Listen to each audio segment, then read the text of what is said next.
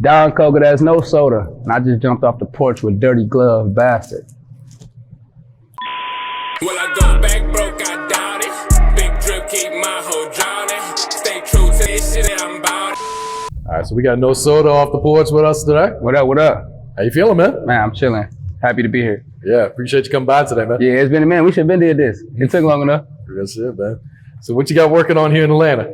Right now, came out here for this. We got another interview, studio session. We just really came out here networking, just politicking. Okay. How does working here in Atlanta compare to back at home? It's a lot more people to network with.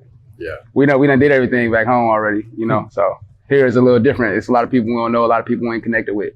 Yeah. Versus back home, been in it like 15 years already. So, you know, there ain't really nobody else to meet back home. Yeah, I hear that. So what's life like in Cleveland these days, huh? Competitive. For real, like everything in my city is competition right now. You know what I'm saying? Everything. I don't care what you're doing. You could play softball. You feel me? Like everything is a big competition, regardless of what you're doing. You could be one of them dudes that be on the bus with the cards. Everybody want to be the best at that. It don't matter what you're doing. They want to be the best. Just competition right now. Yeah. And you're from Knowles Avenue? Yeah. What can you tell us about Knowles Avenue? What goes on down there? Shit, we is EC. We a big landmark in our city. A big landmark in our city. You got a lot of artists that come from our city. They come from our block. You know what I'm saying? Like a lot of big artists from the city come from our block. Okay. And that's on the east side of the city, right? Yeah, that's East Cleveland. Okay. So how does East Cleveland compare to the rest of the city? It's pretty much the same unless you go to like the Heights or something. Everything else is like the hood. The hood is the hood anywhere for real in the city. Like anywhere in Cleveland, the hood is the hood. I don't care where you go. If it's the hood, it's the hood. So how old were you when you first jumped off the porch? Shit, I was born off the porch. I ain't never jumped. I ain't get a chance to. I was born off the porch. I ain't get a chance to jump off the porch. I was raised off the porch. Yeah. Do you have any family members out there to kind of guide you, or? Yeah. I mean, mainly like my mom, my grandma, my aunts. You feel me? Anything that I learned, like as far as like being a man, came out the street. For real. What would you say is one of the biggest life lessons you learned? Don't go to jail.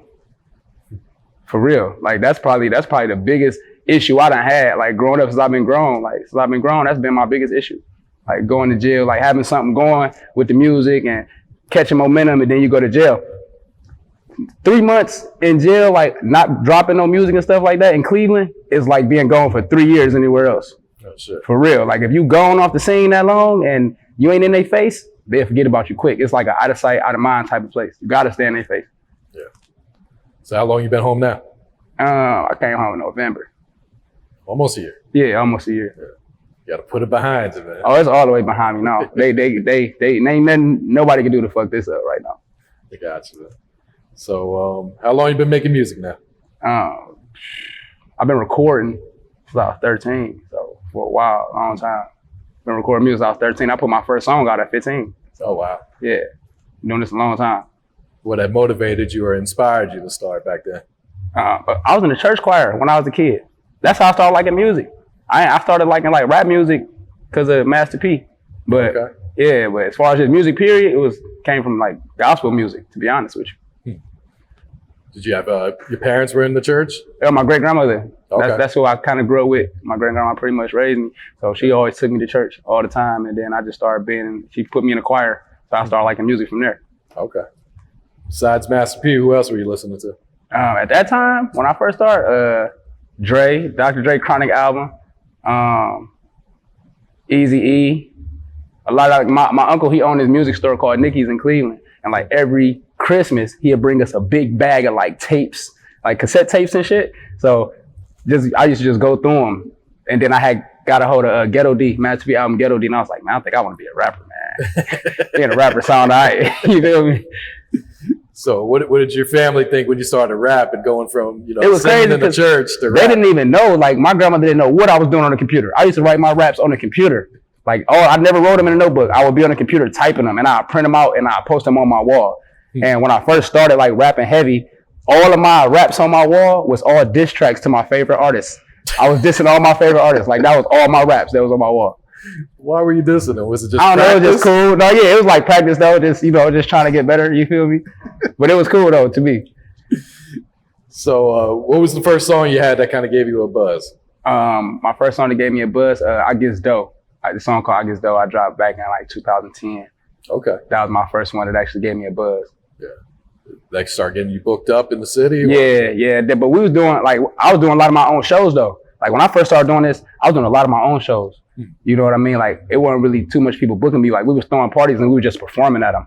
Yeah. And at the time, my manager, he was an event planner too.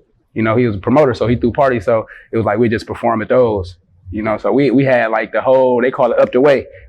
I had like the whole up the way. So that's on the other side of town from where I'm from, on the opposite side of town. So honestly, for me to do what I was doing at that time was kind of crazy because the two sides wasn't, you know, seeing eye to eye at the time, but you know, it was cool for me. Yeah. So talk to us about the song Rico. Oh man, Rico, that's probably that is my biggest record I've ever released. Rico got released in 2015. And it was big, but I don't know why I never shot a video to it. Like I said, going to jail, man. I'm telling you, like just getting out of touch with what I should be doing. You know, losing focus. I lost focus a lot within that time from the song dropping up until now. So the record was real big. We ran it for like 2 years. We pushed the record for like 2 years, and I don't know. I took like a whole year off of music for a minute.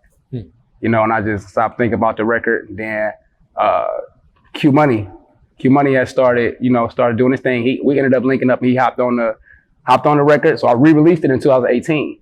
And for the first time ever since I've been doing music, they put me on the radio. Really? Yeah. I actually made it to the radio because of that record. That my first time being, and I was actually living in LA. I was living in LA, working with somebody else, signed to a whole deal and everything. My first time ever being on the radio. And Q Money, it's actually your cousin? Yeah. That's fam. Okay. So what you think when he started popping up and rapping and then blew up? I already knew that. Like me and Q used to talk all the time before that happened. Like when he was just performing at the shows and stuff, I already knew they was already hitting him up. Once he went viral, everybody was calling. They was blowing him up already. We used to talk almost every day. Yeah. So what inspires you musically today to keep kind of, keep pushing? My family, like me signing my new deal. Like I'm with Fully Focused Entertainment. That's a new deal I signed. But the CEO of the company, which is right here, that's my big cousin. You feel me? So it's just like, it's a whole family situation. So it make it a little more comfortable than you just working with a random person. Because you never know, like, if somebody really believe in you, or they wouldn't work with you just because they see dollar signs. But when you deal with family, it's a little different. Yeah. It's way different. As you see my family here. You see that? You feel me? They all came out here for me. I got cousin took off work for this to come. You know what I'm saying? Like, they all here. Yeah. How long ago did Fully Focused form? Fully Focused been around for a few years, but we started going real hard this year. Okay. Any other artists on the label? Yeah, we got other artists on the label. Connie signed on the label. Just lost one. All right, so how'd you link it with Doe Boy? Oh, he's from Knowles. But me and Doe Boy was cool before that though. Like me and Doe been cool since he was like 12. Really? 12 or 13, yeah. See, he lived in an apartment building. My brother lived, I think, upstairs from him. My brother had a studio in his house. So I would always see Doe all the time. We would go to my brother's house and be recording. Then Doe was doing a lot of the same shows that I was doing. We had the same manager for a while. You know, Doe was a big part of why I even rock with Knowles Ave. Big part of why I claim Knowles Ave is Doe Boy. Really? Yeah, he actually brought me around. Like, he actually told, at the time, my dude Pooh Gutter was locked up. He had just did Vibe magazine. He was locked up. And Doe talked to him, and he told him, like, man, my dude take crazy. You feel me? So when Pooh got out, we all linked up, and it's been popping since. Yeah. And what does Doe Boy mean to the city right now? I mean, that's like our savior right now. You feel me? He like the biggest name we got going on right now. It is Doe. Doe probably the biggest name we got going on right now. Yeah. He probably in the best situation out of all the artists. I would think so. Yeah, he shows a lot of love to the city too. Yeah, for sure. He brought Future to Knowles. He brought Future on Knowles. No security. You feel me? So, you know, he showed a lot of, anytime he in the city though. You know, when Doe go out, he don't go out with no security. It'd be all us with him. You know what I mean? Yeah. So what's the music scene like back in Cleveland right now? Competitive. I'm telling you, everything is a competition in the city. Everything is a competition. It's like it's hard to get ahead with people in the city right now. That's why, like, if you're from Cleveland and you're doing music, I would advise you to like go elsewhere to network and the politics, because everybody is like eat or get ate. That's how the city move. Eat or get ate. Period. I don't care who you is. Yeah. Until you popping, until you popping, like you got to damn near have a record deal to get my city to support you. For real. Why do you think that is? I don't know, because we got everybody rap. That's why. You know how many rappers in Cleveland? It's a lot of rappers. Like Atlanta bigger than Cleveland, right? We probably got the same amount of dudes rapping. For real. Like everybody do music in Cleveland. Everybody do music. So what's it going to take to get that spotlight shined on the You city? just gotta be different. You gotta have something different. You gotta do something different. And being from Cleveland, doing something different could mean just moving out of state. If you move out, people will support you more if you're from Cleveland and you don't live there than they will if you live right there and they see you at the store every other day. They can see you at the store every other day. They'll support you more if you living somewhere else and they see other people supporting you. That's just how I go. Is there a specific sound coming out of Cleveland right now? Man, for real, I ain't gonna lie to you. I think a lot of people's sound is our sound from Cleveland. Stemming back from Bone. Yeah. You know what I'm saying? Stemming back from Bone. A lot of stuff you hear right now, like Bone wasn't using no auto-tune. You feel me? That's why they was Bone Thugs and Harmony. So like a lot of shit you hear right now, I feel like that's just there from our city anyway. Like our city been had a sound. We've been solidified a sound years ago. All right. Talk to us about your new single. Proud of You, my new single, Proud of You. Proud of You, a real personal record. That's why it was my single. Like we recorded a lot of songs. Like during quarantine, it's pretty much all we did was go to the studio. You know what I'm saying? When I first signed to Fully Focused, all we did, that was the first thing we did. We wanted to record music, you know, but Proud of You is kind of like a real personal record. So, you know, that's why I picked it as a single. And, you know, cuz didn't even give me no flack with that. Like, no, we need to listen to the songs first, because he knew why. He knew why I wanted to put that out first. You know, so cause it was like a personal record, but you know, yeah, Proud of You is a dope record. A lot of people like that. What type of subjects are you touching on in the record? It's everyday life, relationship stuff. You know what I'm saying? That's mainly what it is. Like, you know, Proud of You is a record that's, you know, no matter what I'm doing, like just be proud of me though. I don't care what it is. If I'm selling waters on the corner, come open up the cooler for me. You know what I mean? Like a lot of people in relationships, like around in our generation, they don't understand that. Like we just wanted to support. Like women ain't on that. If you ain't buying Louis and Gucci bags and all that type of shit, like you ain't getting no support from no female right now, you know? But that's mainly what the record is about. Like support me no matter what. Just be proud of me. You know, that's motivation in itself for a lot of men. How's the feedback been so far? We doing pretty good. We doing pretty good. Doing pretty good on the stream, man. We actually out here, we're gonna shoot some of the video out here. Okay. And then we're gonna shoot the rest of it back home. So we putting the video out soon. But yeah, streaming's going pretty good. We did real good the first like 2 days. The first 48 hours were nuts. As always though. Who produced that single? My dude Squeezy, he from Russia, actually. He live in Russia. Really? Yeah, he live in Russia. We met, I found the beat on YouTube, but like me being who I am, I went on Instagram, like, man, I gotta find this dude. So I found him and I say, hey, I need to buy this beat. Cause I like the song that much. I say, I need to buy this beat. And, you know, once I told the other CEO Fully Focused, I was like, yo, we need this beat. He was like, yeah, we do. So we ended up just buying the beat, and me and the dude, like we just got real cool. Like started talking all the time. We started following each other on social media. So it was real cool how that worked out. Yeah. I saw you just previewed Whop Talk. Oh yeah, Whop Talk. Yeah, Whop Talk crazy. Whop Talk crazy. We actually I shot that before Proud of You even dropped. That was supposed to drop. We were supposed to drop that, but like I'm telling you, we got so much music and so much stuff that we doing right now. Like it's crazy. Like that's Whop Talk coming too. Whop Talk is just a freestyle though. That's like a turn up joint. Like that's for the clubs. You know, Whop Talk wasn't actually a true single, and that's what we needed. We needed a single, something we could really push. Yeah. Are the clubs open back home? Yeah, they close at 10 o'clock though. What? I mean, they stopped serving liquor at 10 o'clock. Oh wow. Yeah, our governor a little different than Atlanta's. You know what I'm saying? Than Georgia.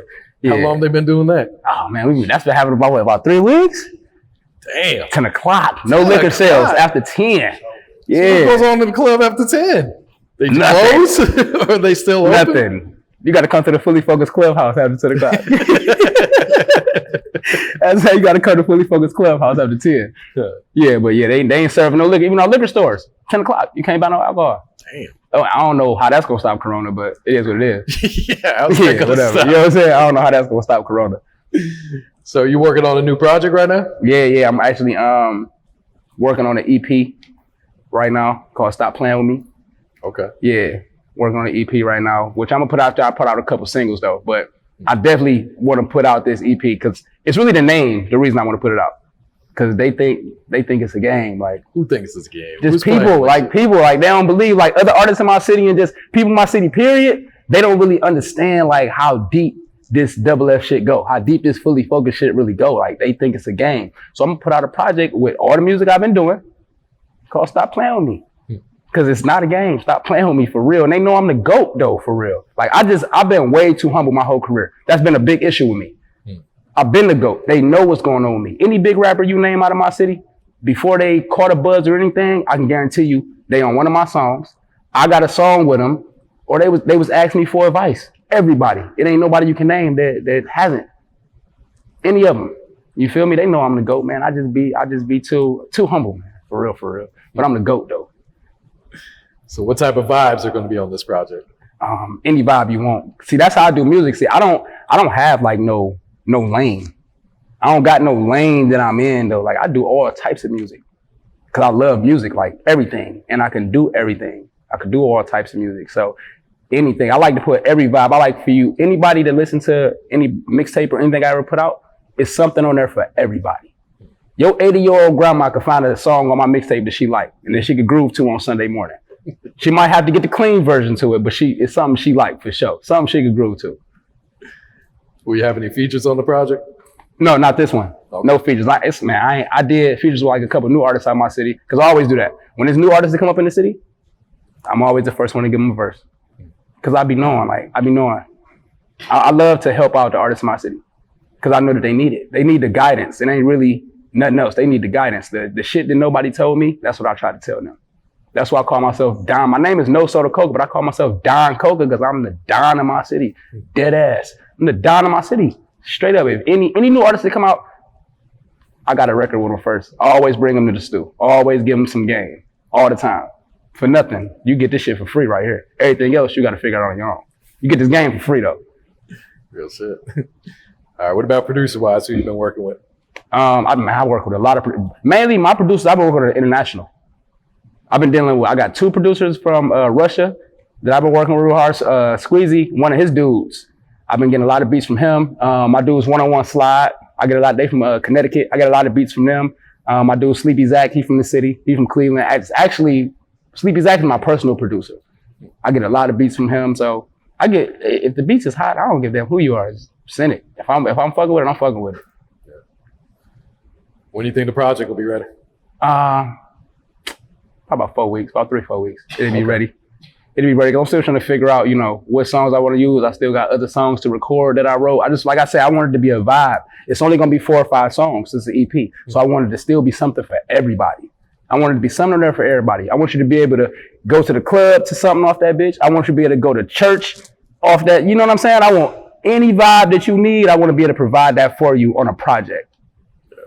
That's what a project is about. A project is about vibes. You want to provide that for whoever. All right. What has being a father taught you about life? That it's not all about you. You can't be selfish. Being a father taught me I couldn't be selfish because I was selfish for a long time about everything though. I honestly think for a minute, I was at a standstill with music from me being so selfish. So being a father taught me that it's not all about you. You can't be selfish. All right, got the EP in the works. What else are you working on right now? Mainly just the EP, and then we got so much different stuff. Like we do everything in-house. We don't really got no middleman. Nobody else shoots our videos. Nobody makes our merch. Everything is done in-house. That's another thing that I love about signing to my label. It was like, I said, hey, I think we need to do this, or I think we need to do this, and the shit was done. I've been doing this shit a long time. I never signed with no label. I always had my own shit going on. But when Cuz came to me, Cuz was speaking my language. And he proved to me that it was 100. Anything I ever said that we needed or I asked for, it was done. No problem. And you got big record execs and shit like that don't do that. You feel what I'm saying? So a good situation is a good situation. And I definitely know when I'm in a good situation. Yeah. All right. Any shout outs before we wrap this up? Shout out my whole city. Shout out Fully Focused Ent. Everybody that's with Fully Focused. Shout out to Corner Boy Empire. All my artists on Corner Boy Empire. Of course, shout out Knowles Avenue. You feel me? Just anybody that's supporting me, anybody that's behind me.